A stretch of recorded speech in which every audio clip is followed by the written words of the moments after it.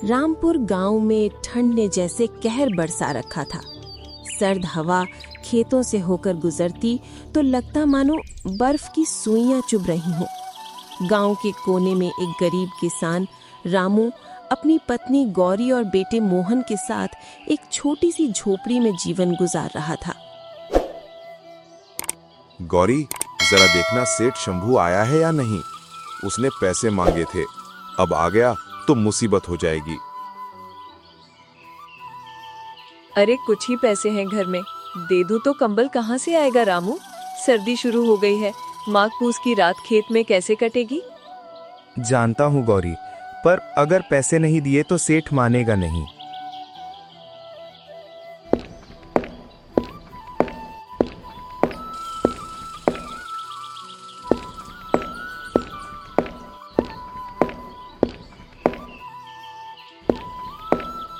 रामू, जल्दी निकाल जो कर्ज के पैसे हैं, मेरे पास वक्त नहीं है।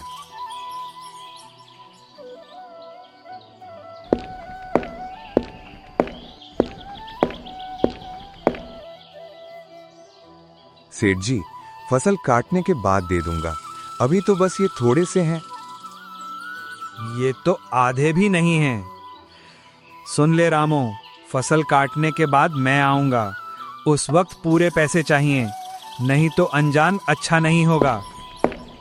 सेठ चला गया, लेकिन रामू का दिल जैसे ठंड से भी ज्यादा ठिठुर गया। कंबल के पैसे भी चले गए थे, अब इस सर्दी में क्या करेगा, यही सोचते सोचते वो चुपचाप आग के पास बैठ गया।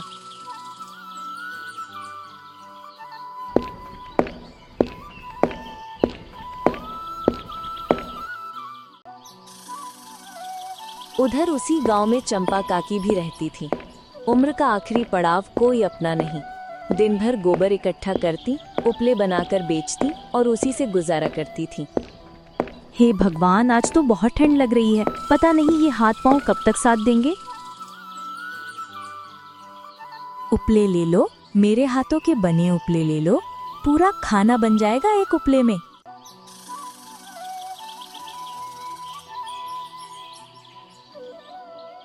अरे कोई उपले लेने नहीं आ रहा, घर में खाने को कुछ नहीं है, आज तो शायद भूखी ही रह जाऊंगी।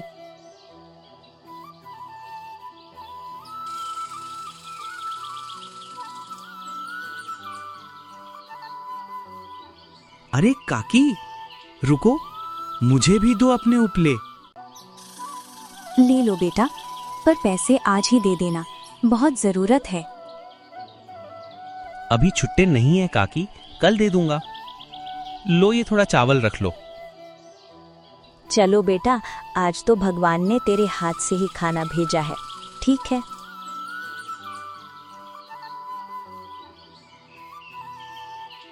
रात के अंधेरे में ठंडी हवाओं के साथ तेज बारिश शुरू हो गई, जैसे आसमान भी गांव वालों की परीक्षा ले रहा हो।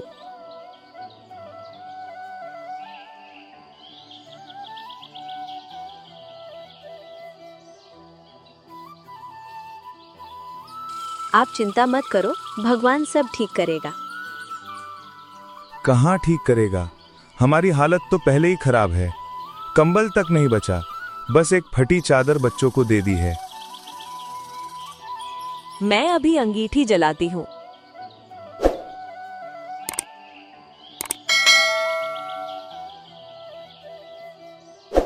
रात भर बारिश होती रही और 3 दिन तक आसमान नहीं थमा।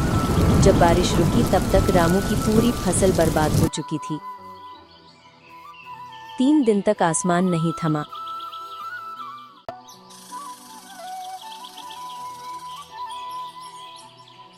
हे भगवान, सब खत्म हो गया, अब इस ठंड में क्या करेंगे हम।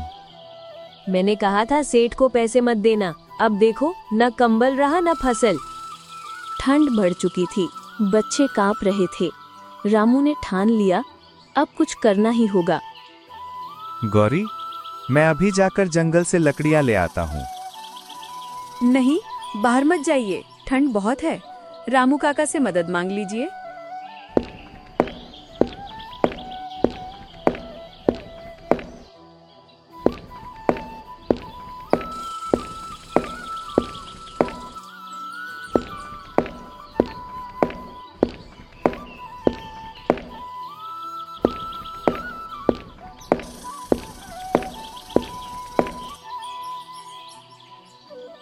रामू काका, कुछ लकड़ियां दे दो, अंगीठी ठंडी हो गई है। ले बेटा, कुछ लकड़ियां बची हैं, पर सुबह तक वापस ले आना। रामू लकड़ियां लेकर घर लौटा।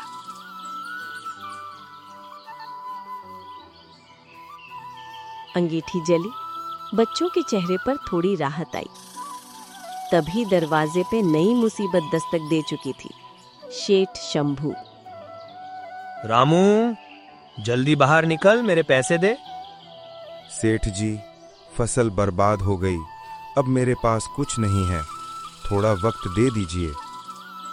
अब तेरे बहाने नहीं चलेंगे। तेरा घर और खेत अब मेरे हुए। निकल अभी, इसी वक्त।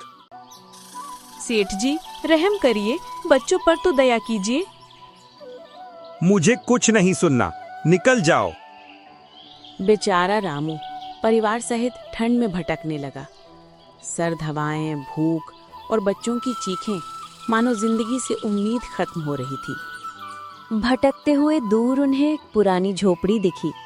रामू ने दरवाजा खटखटाया, पर कोई जवाब नहीं आया।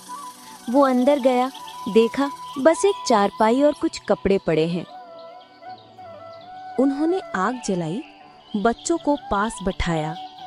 थोड़ी गर्माहट मिली ही थी कि रामू की नजर बाहर गई। एक बूढ़ी औरत ठंड में गिरी हुई थी। अम्मा, उठिए, क्या हुआ आपको? वो बूढ़ी औरत चंपा काकी थी, जो ठंड से बेहोश होकर गिर पड़ी थी। रामू ने उन्हें झोपड़ी में लाकर अंगीठी के पास लेटाया। बेटा, कौन हो तुम? भगवान ने तुम्हें भेजा, वरना आज तो जान चली जाती। अम्मा, अब सब ठीक है, आग ताप लीजिए। तुम सब यहाँ कैसे? रामू ने सारी बात बताई। काकी की आंखों में आंसू आ गए। अरे उस जालिम सेठ का क्या कहूँ, कम से कम बच्चों पर तो रहम करता। बेटा, जब तक चाहे मेरे साथ रहो, मेरा कोई नहीं है, अब तुम ही मेरे अपने हो। अगली सुबह गांव में धूप निकली। लोग महीनों बाद बाहर निकले। देखो गौरी, आज तो धूप खिली है। चलो बेटा, धूप में बैठ जाओ, भगवान ने रहम किया। अम्मा, आज मैं आपके उपले बेच आता हूँ, आपको आराम दीजिए। रामू ने उपले बेचे, कुछ पैसे आए, थोड़ा राशन लाया और बच्चों के चेहरे पर मुस्कान लौटी। रामू ने सोचा, लकड़ियां बेचकर भी कुछ पैसे कमा लूं। काकी बोली, पश्चिम वाले जंगल की लकड़ियां बहुत गर्म होती हैं बेटा। रामू गया, वहां के पेड़ पुराने और घने थे। वो लकड़ियां काट लाया।